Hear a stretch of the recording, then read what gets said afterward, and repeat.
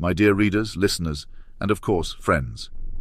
In the sobering annals of history, replete with tales of martyrdom and sacrifice, the saga of Ashli Babbit carves out a particularly ignominious niche. To lay down one's life on the altar of democracy is one thing.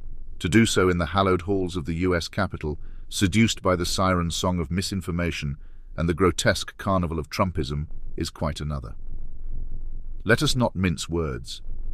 The tragedy of Ashli Babbit is a stark testament to the corrosive power of folly, a harrowing reminder of how far we have strayed from the Enlightenment values upon which the Republic was built.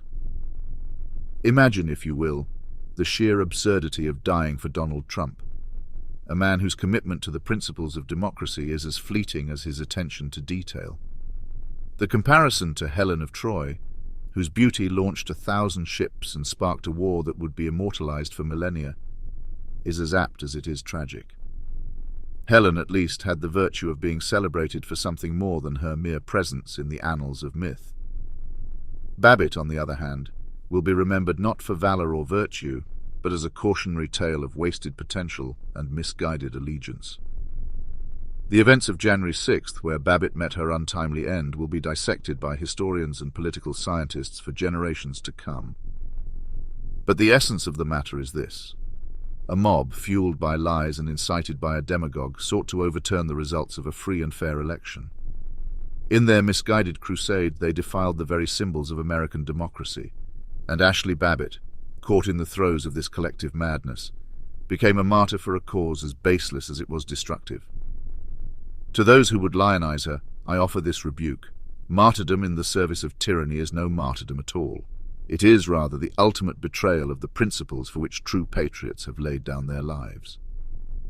The tragedy of Ashli Babbit is not that she died, but that she died for a lie so colossal, so antithetical to the very notion of democracy, that to call it a tragedy is to afford it a dignity it does not deserve. The assault on the Capitol was not a display of patriotism. It was an insurrection, a blatant attack on the rule of law and the democratic process.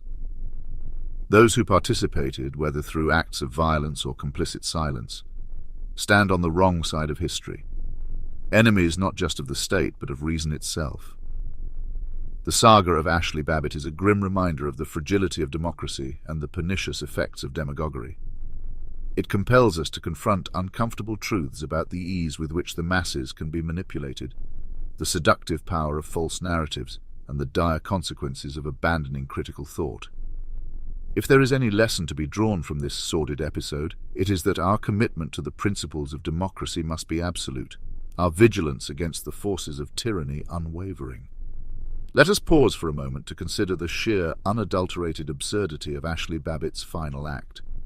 To meet one's end, breaking through the windows of the Capitol, in fervent service to a demagogue's bloated fantasies of electoral theft, is to achieve a level of infamy reserved for those tragic figures in history who, in their last moments, become emblematic of utter folly.